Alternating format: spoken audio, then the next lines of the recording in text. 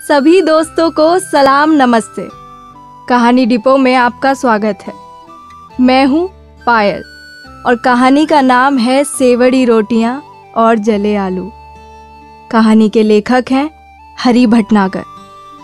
तो आइए शुरू करते हैं कहानी सेवड़ी रोटियां और जले आलू। खुशी के उस क्षण को दर्ज कर पाना बहुत ही मुश्किल है। बस इन्हीं शब्दों में कहा जा सकता है कि जब नगीना सेठ के यहाँ से शादी का खाना बतौर बायना भेजा गया तो वो उन चीज़ों को देखकर इतना खुश हुई कि उसके मुंह में पानी आ गया। खाना क्या, तरह तरह की चीज़ें थीं। पूड़ी, कचौड़ी, खस्ता कचौड़ी, 4-5 तरह की सब्जियाँ, रायता, बूंदी, काले जामुन वगैरह वगैरह। उसने जल्दी जल्दी उन चीज़ों को समेटा और कमरे के उस कोने में रखा जिसे रसोई कहा जा सकता है, क्योंकि इस जगह पर खाना बनता है। रखते रखते उसने एक बार फिर उन चीज़ों को गौर से देखा जो तरह तरह की खुशबू बिखेर रही थीं। उसकी आंखें फैली की फैली रह गईं। जाहिर है कि उसके मुंह में फिर पानी आ गया, लेकिन उसने अपने को संभाला। हालांकि वो सोच चुकी थी उन चीज़ों को चख ज़रूर लेगी, लेकिन उसने अपना इरादा बदल लिया। उसने बच्चे को भी कुछ नहीं दिया। वो जिद कर बैठा। उसने उसे समझाया कि बाबू के आने पर देगी। वो ठनक गया, जमीन पर लौट गया, लेकिन उसने उसकी परवाह नहीं की। जिस धुन के हवाले वो हो गई थी उसमें बहते हुए उसने एक बार फिर सोचा कि जब आदमी आएगा तो चौंक ही जाएगा। साफ सुथरा घर और स्वादिष्ट भोजन देखकर तो बहरा जाएगा। ये सोचते सोचते उसने झाड़ू उठाई और कमरा झाड़ने लग गई। बहुत छोटा कमरा था, 10 फीट लंबा, 10 फीट चौड़ा और करीब करीब 8 फीट ऊंचा। लेकिन उसमें न लंबाई दिखती थी, न चौड़ाई और न ही ऊंचाई। अगड़म बगड़म चीज़ों ने जगह को ले लिया था। 2 खाटें थीं जिनकी बांध झूलती हुई ज़मीन को छू रही थी। खाटों के ऊपर यानी सिर पर रज़ाई, कथरी, कंबल लटक रहे थे। खाटों के बाजू से रसोई शुरू होती थी, जिसमें सैकड़ों डिब्बे, डिब्बियों, साबुत, टूटे फूटे और जंग खाए का हुजूम शुरू होता था। चूल्हे के आगे राख और कोयले का ढेर था। चूल्हे पर जली अधजली लकड़ियाँ रखी थीं। खाना बन चुकने के बाद चूल्हे पर लकड़ियाँ इसलिए रख दी जाती थी कि गीली लकड़ियाँ सूख जाएं। चूल्हे के सामने वाले कोने पर मोरी थी, जिसमें कीचड़ काई बड़ा समूह बाए हुए थे। मोरी के मुहाने पर 8-10 ईंटें जमाई गई थीं, जो करीब करीब पानी कीचड़ में आधी डूबी हुई थीं। मोरी के ऊपर ताण में अल्लम गल्लम चीज़ें यानी 4-6 चैले, 15-20 कंडे, टूटे छाते, जर्जर रजाइयाँ, ईंटें आदि भरे हुए थे। मोरी से थोड़ा हटकर खाट के सामने वाली दीवार पर देवी देवताओं और फिल्मी हीरो हीरोइनों के कैलेंडरों का रेला था। दीवार कहीं से नजर ही नहीं आती थी। लगता था कैलेंडर की दीवार है। धुएं और सीलन से कैलेंडरों का असली रंग रूप दब मिट सा रहा था। कैलेंडरों के बीच में एक आला था, तेल से चीकट होता हुआ। आले के कोर पर ही संध थी, जिसमें 20 जली अधजली अगरबत्तियां और उसकी सीकें खुसी हुई थीं। आले में फ्रेम जड़ा शंकर भगवान का चित्र था, जिसे आधा कीड़े खा गए थे। आधा जो बचा था उसे पानी के छींटों, अगरबत्तियों के धुओं और चंदन रोली के छापों ने ढक लिया था। दरवाजे पर बच्चे का झूला था, जिसकी डोरियां गांठदार थीं। वो कमरा झाड़ती जा रही थी और कूड़ा दर कूड़ा निकलता जा रहा था। खाट के नीचे कूड़ा, डिब्बे डिब्बियों पर कूड़ा, मोरी पर कूड़ा, किवाड़ के नीचे कूड़ा। वो हैरान रह गई कि घर में इतना कूड़ा आखिर आया कहाँ से। और वास्तव में घर में जैसे कूड़े के अलावा कुछ था ही नहीं। ओढ़ने, बिछौने, खाट, बर्तन, भांडे सब कूड़ा ही तो हो रहे थे। और कूड़े करकट को झाड़ कर निकाला जा सकता है, इन सामानों को कैसे निकाला जाए? नहीं, इन सामानों को वो नहीं फेंक सकती। वे उसकी गृहस्थी हैं, 20 साल की जमा पूंजी। उन्हीं ने उसे जिलाए रखा। अब वो उन्हें फेंक क्यों दे भला? सब सामानों को झाड़ पोंछ कर जमाने लगी। खाटें उसने बाहर धूप में पटकी, उन पर 20 लट्ठ जमाए। खटमलों का बड़ा सा कुनबा था जो निकाले जाने पर खाट के नीचे मचलता सा नाराजगी जतला रहा था। गालियां देते हुए उसने सबको पैर के अंगूठे से मसल डाला और खाटों को फिर उन्हीं जगहों पर जमा दिया। रसोई के बर्तन, भांडे और डिब्बे डिब्बियों को रगड़ रगड़ कर साफ किया। राख और कोयले हटाए, मोरी पर झाड़ू फेरी। उसका मुंह अब छोटा हो गया था। दीवार के कैलेंडरों और आले के भगवान जी को उसने नहीं छुआ। लग रहा था कि उसने छुआ तो सब कुछ ढह जाएगा। और फिर दीवार को ढकने के लिए कुछ चाहिए। कहाँ से लाएगी वो कैलेंडर? फिर ये कैलेंडर उसके अपने आदमी की पसंद है। इन सबको देखकर थकान में टूटे होने के बाद भी कभी कभी वो बदमाशी से मुस्कुराता है, अजीब तरह की सिसकारियां भरता है। कभी कभी उसे कैलेंडर की हीरोइन कह बैठता है, प्यार करता है, चूमता है। ऐसा ना हो कि कैलेंडरों को हटाते ही वो आदमी के दिल से भी हटा दी जाए। ऐसा सोचते ही वो घबरा गई। लेकिन कैलेंडरों को सही सलामत देखकर बहुत खुश हुई। उसने उनके आगे सिर नवा दिया। सिर नवाते नवाते जिस बात का ख्याल उसे आया वो था गोबर से घर लीपना। लीप देने से घर का हुलिया ही बदल जाएगा। ये सोचते ही वो घर से बाहर निकली और पड़ोस से गोबर ले आई और फुर्ती से फर्श लीपने लग गई। सफाई के बाद भी झींगुर कीड़े थे जो उछल कूद लगा रहे थे। गोबर मिट्टी से उसने कोने, अंतरों के छेद बिल बंद कर दिए। लेकिन झींगुर कीड़े थे जो खाट और जहां जहां जगह मिलती जाती थी समाते जा रहे थे। जैसा सामानों की तरह उनका भी वजूद घर से जुड़ा है, वे हटाए नहीं जा सकते।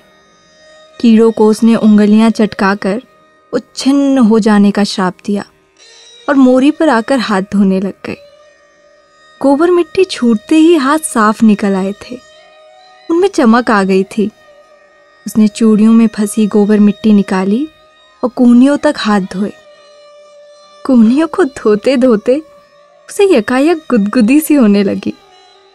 उसका आदमी जब उसे प्यार करता है तो कूहनियों पर हाथ फेरता है, धीरे धीरे, आहिस्ता आहिस्ता उन पर होंठ भी फेरता है। वो मुस्कुराती। आज वो आदमी को प्यार करेगी, उसकी कूहनियों पर हाथ फेरेगी। ये सोचते ही उसकी आंखों के सामने आदमी की शक्ल तैर गई। आदमी प्रेस में कंपोजिटर है, बहुत ही दुबला पतला, हड्डियों का ढांचा। लगता कि अंतहीन काम ने उसकी हड्डियों का मांस गला दिया हो और उसकी जगह थकान और टूटन भरती हो। हर वक्त वो निढाल रहता और उनींदा भी। उसके सूखे और भावहीन चेहरे पर आंखें नींद से बोझिल और कीचड़ भरी होती, मानो प्रेस के काम ने उन्हें सोने और कीचड़ साफ न करने की सजा दे रखी हो। घर में वो हर वक्त खाट पर पड़ा रहता, मुंह बाए, खुली पलकों, राल टपकाता, सोता रहता। जागता तो उनींदी आंखों अपलक कहीं खोया रहता। यकायक उसे लगा कि आदमी आ गया, लेकिन सिर झटक कर सोचा, किधर? नहीं, इस बखत कैसे आ जाएगा? अभी तो संझा हो रही है।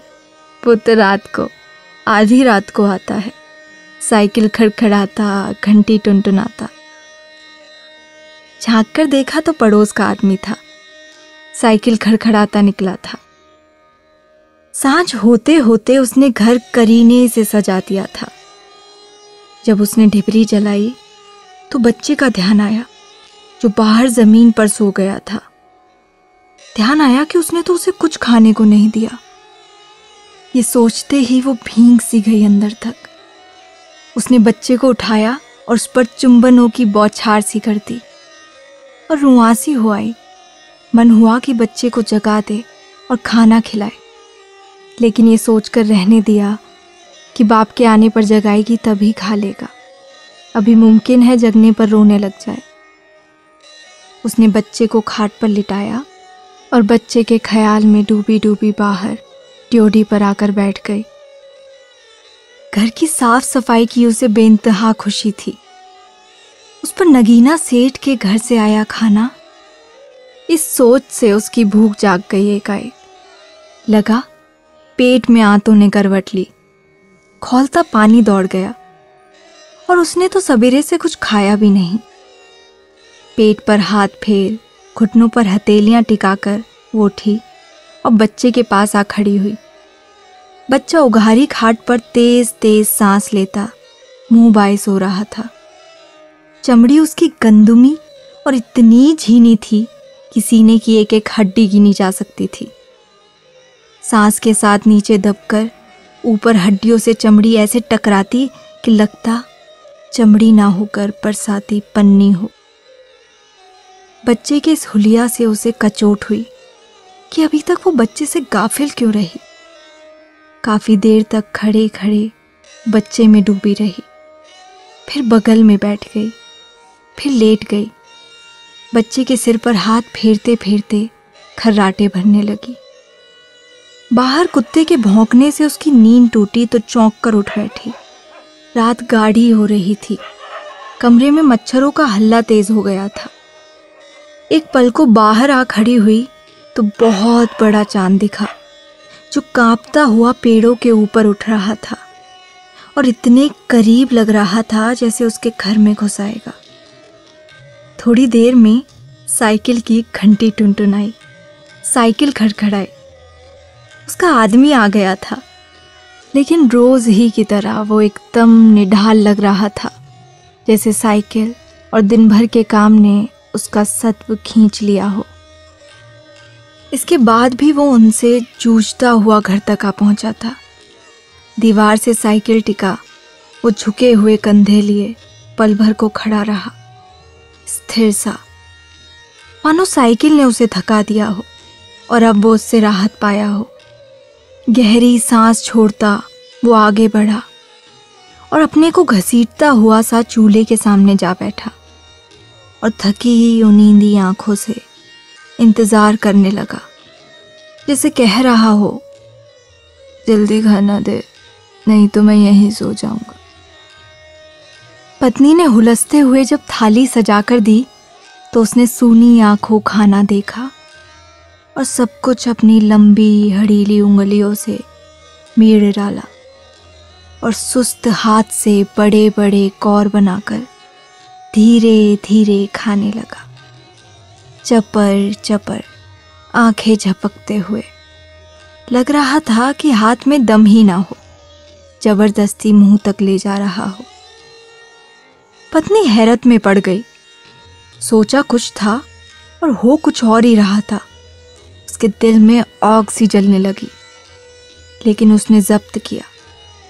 ढिबरी की पीली रोशनी में आदमी को देखती जा रही थी, जो लस्त सा खाने से जूझ रहा था।